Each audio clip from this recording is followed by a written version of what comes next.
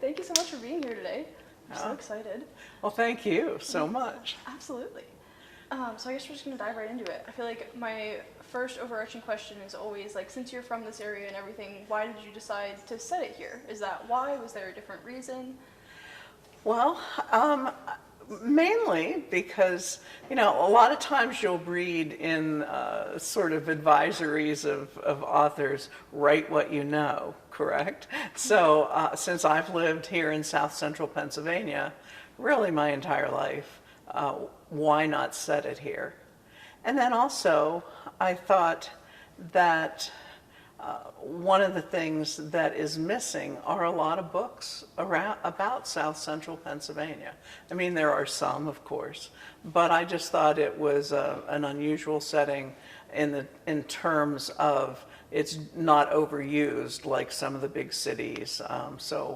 And then most specifically, when I was writing the first book, the story I wanted to tell really had local roots. So, those three factors all combined to say, let's set it in South Central Pennsylvania.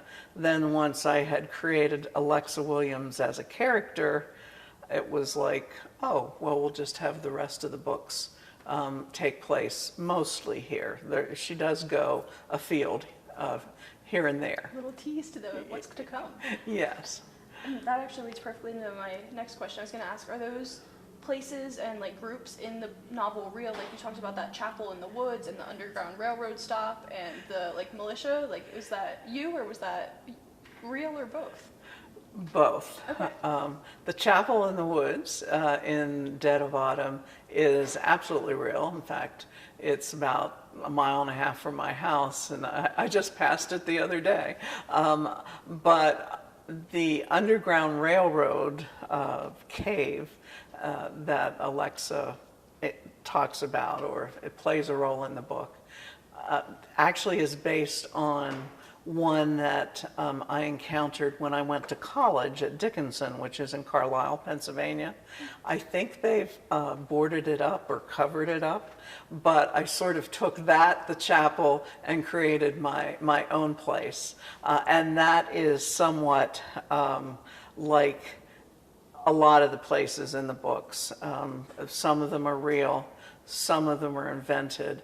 I usually try not to have something really horrible happen at a real place, although that's not always true.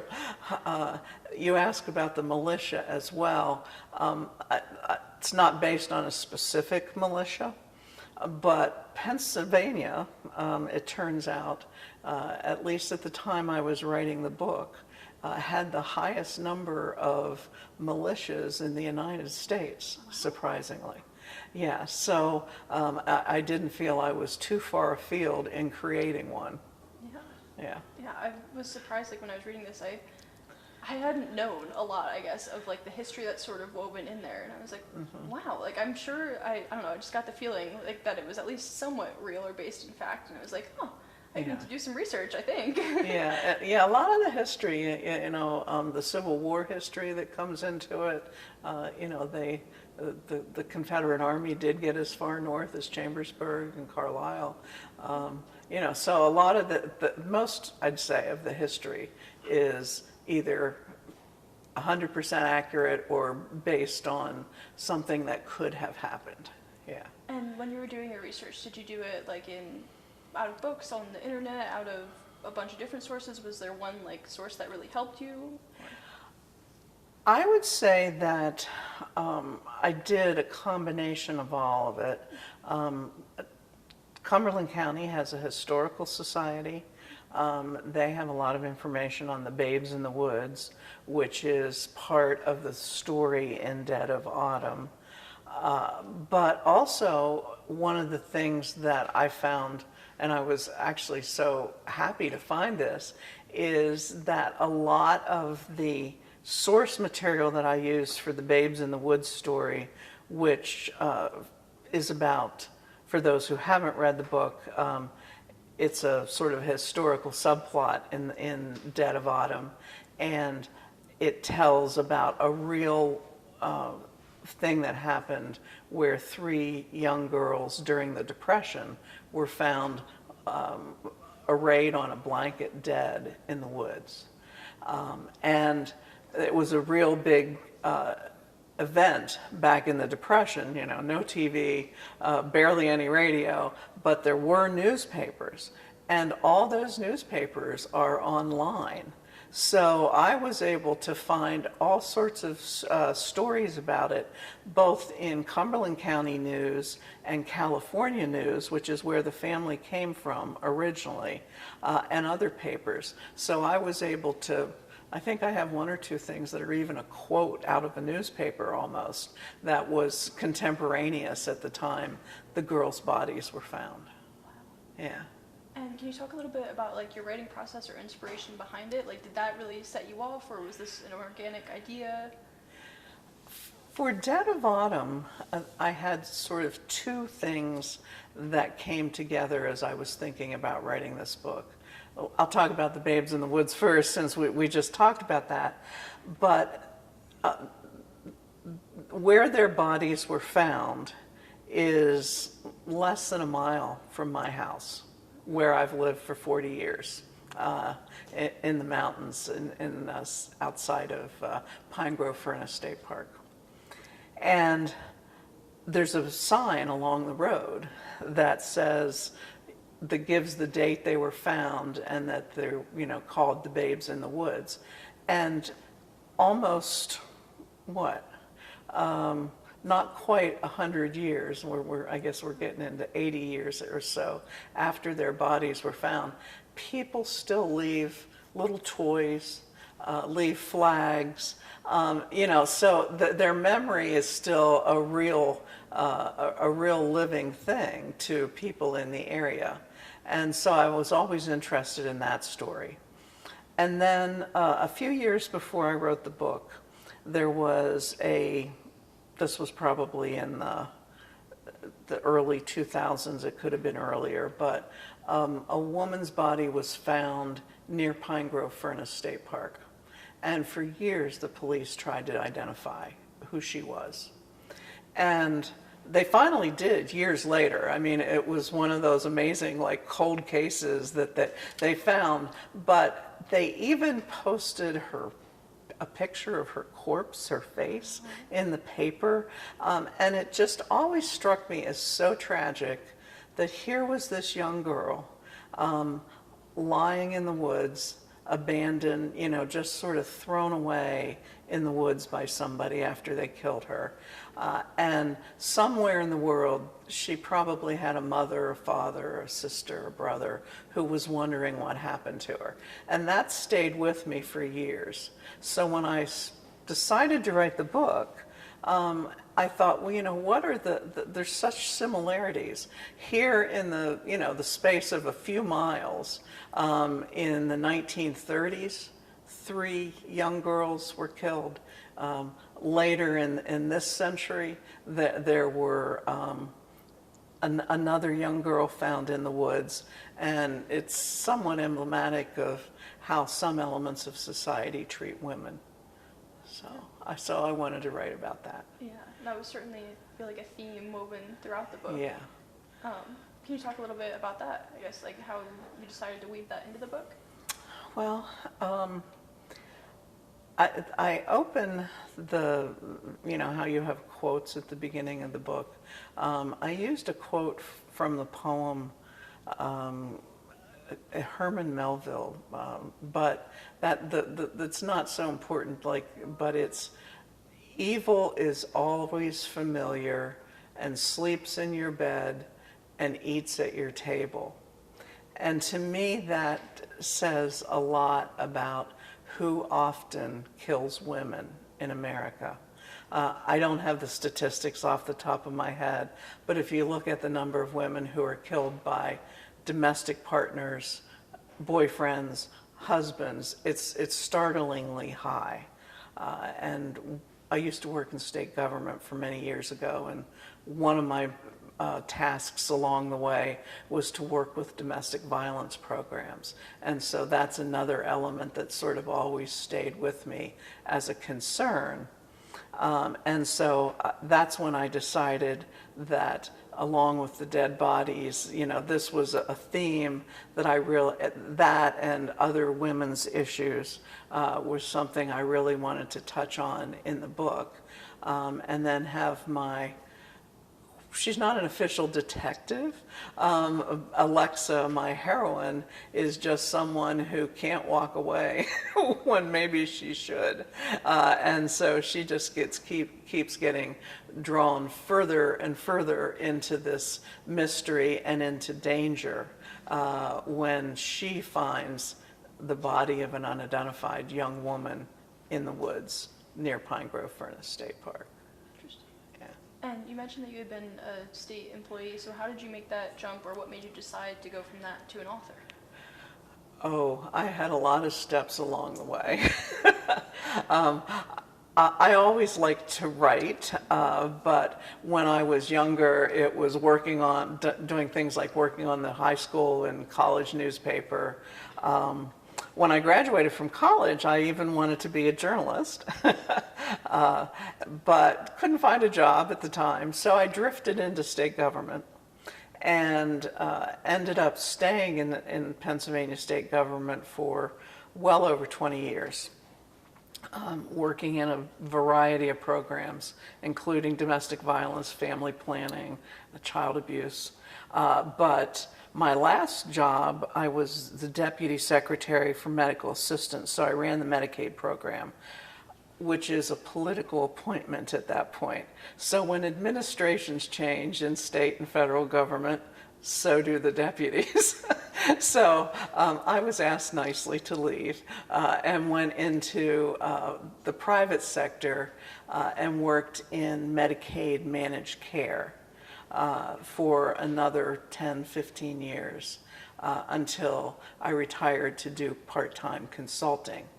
When it came to that I guess I'll back up. Those jobs, especially in the later years, were ones where, you know, I was working 40, 60-hour weeks, always 40, more like 60, and wouldn't have had a chance. I tried a few times to write something and I never could. So when I started to do the consulting, which was mostly part-time, I said, you know, if you're ever going to write this book that you've been wanting to do for years, Sherry, now's the time. And so I did. I was actually, you know, it was a challenge to myself to see if I could.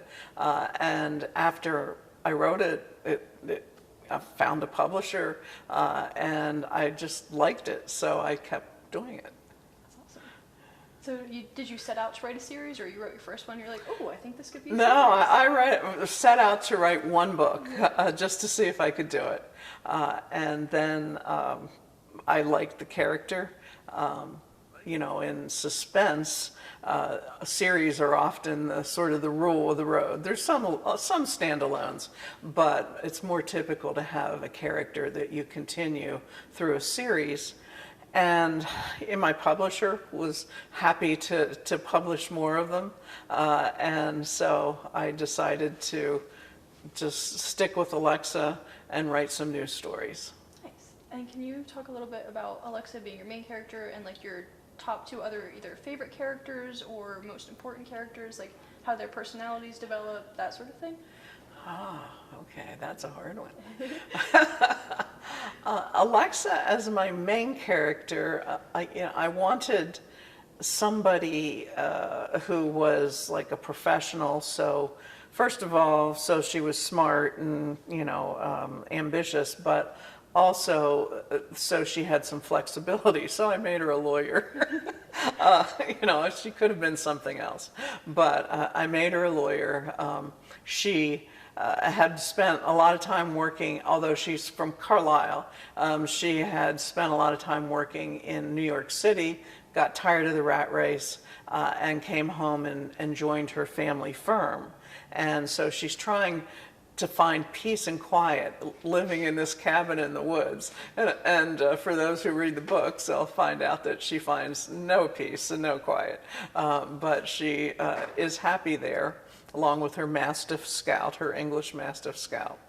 And I think the main thing about Alexa is that she's sort of somebody who embraces causes. and she just in some ways doesn't know what's good for her. She can't walk away. She's sort of like a grown-up Nancy Drew, with maybe a little grittier maybe, but you know, she just can't walk away. In terms of other characters, you know, each book has some characters that come and go, some that die. But you know, one of the main characters that weaves through several of the books is a park ranger named Reese, who she meets, and eventually he becomes her boyfriend, and they have an on-again, off-again relationship. But I know a lot of the readers like Reese, because people will come up to me at events or at book signings and say, please don't kill Reese. Awesome.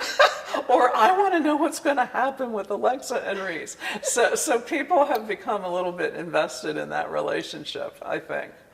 And then I guess one of the other characters, I mean, Scout the dog is a big character too.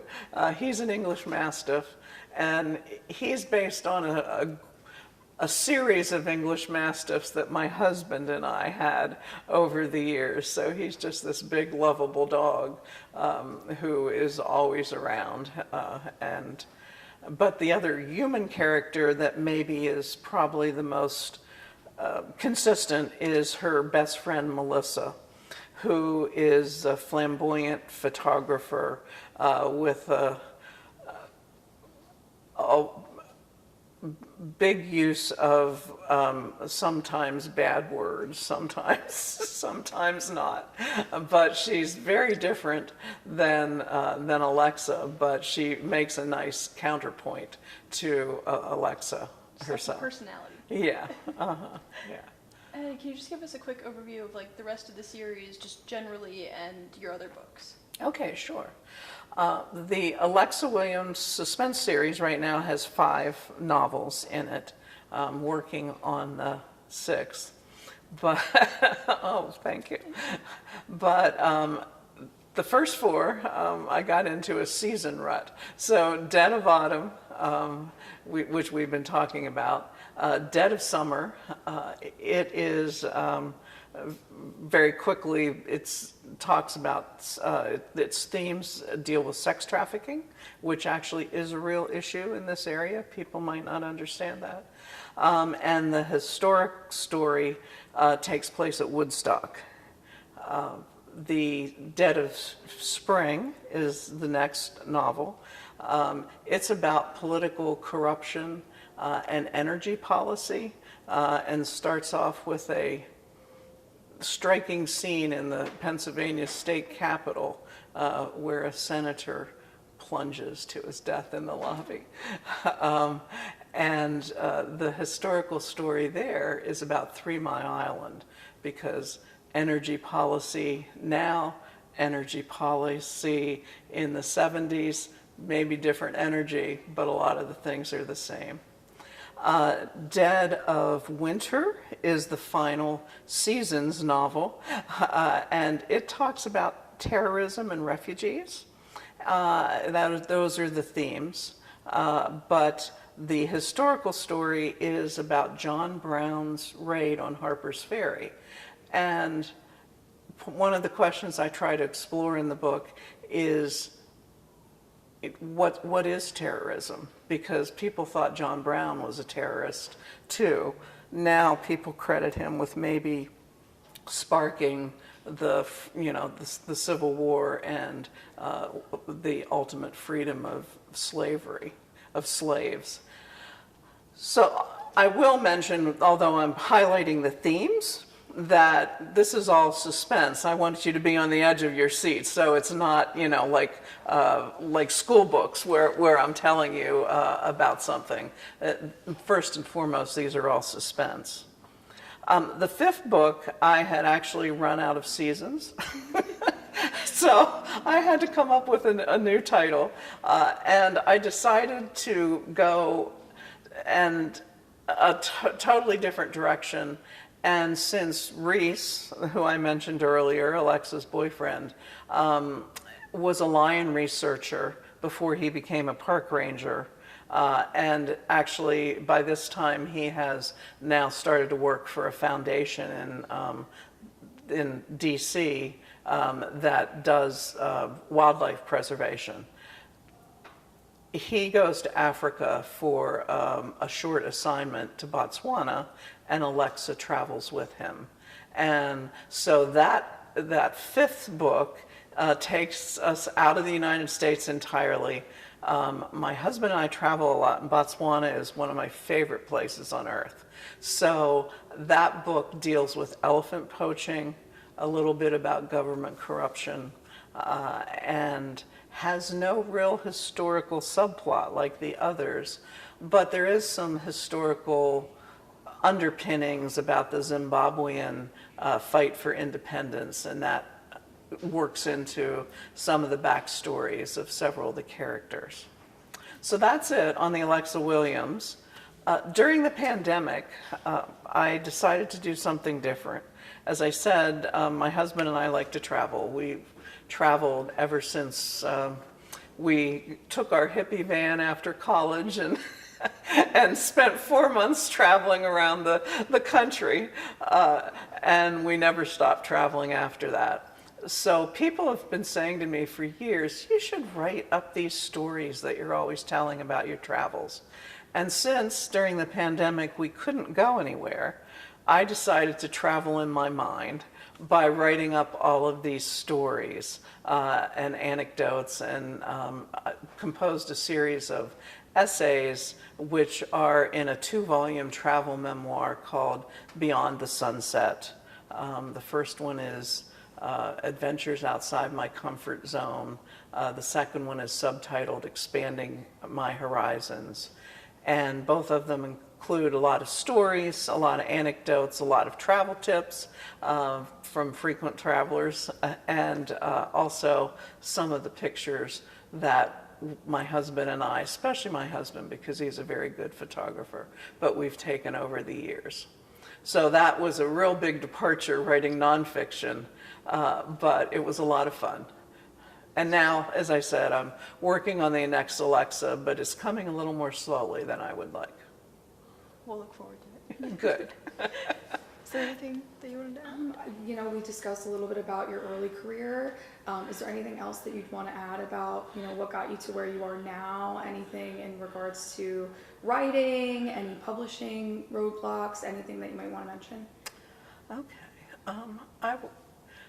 I guess one of the things I would say about my writing experience is I think I've always liked to write, even as a kid. You know, I was always doing those poems and little short stories that get published in a book that they make your parents buy. You know, those types of little, that type of writing. And then working on the newspaper throughout college and before that high school.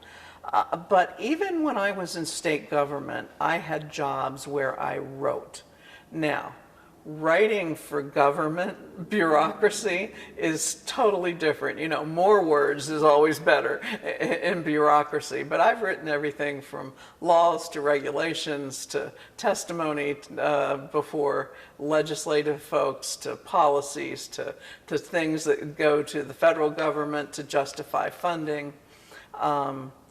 You know, obviously I moved up the ladder to executive positions and maybe didn't do as much hand-on writing myself, but even when I moved into the health insurance industry with Medicaid managed care, one of my first jobs was writing and managing the production of proposals to state governments for new Medicaid business, like in Texas or Vermont or New Hampshire.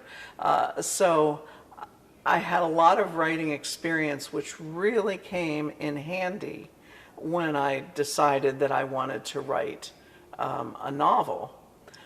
At the same time, I had to learn that all those words that you pile on when you're doing government writing, readers don't want all that extra stuff. So it was a real struggle for the first couple of books to really pare down my writing. And, you know, self-criticism, I think I'm probably a little more wordy than I'd like to be.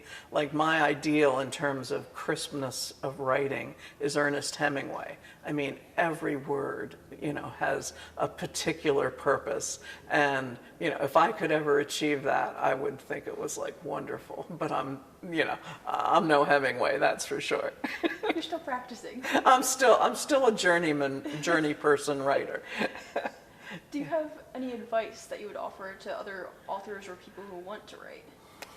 Oh, well, I guess the one thing is do it. You know, I think most people who want to write can really practice a lot and perfect it.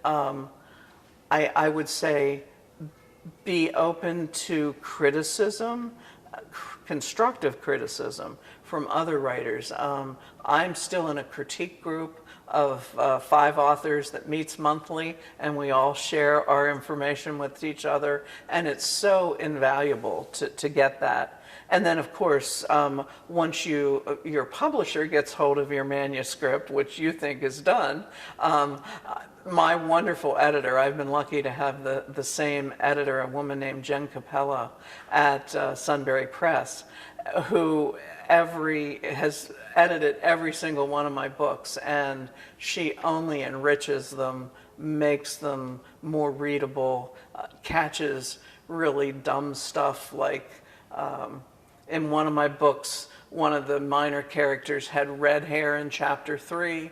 By the time she was in chapter 15, it had turned to blonde, and I didn't deliberately have her turn it to blonde. So she'll catch things like that. But I think for new writers, you know, write as much as you can, interact with other authors as much as you can, and it's hard to do this, but don't be discouraged if you have some rejections early on in your career. Try to build on them and you know, find out perhaps why you were rejected, and then try to use that to improve your writing. Awesome. Yeah. Thank you. Thank you. I think we're good.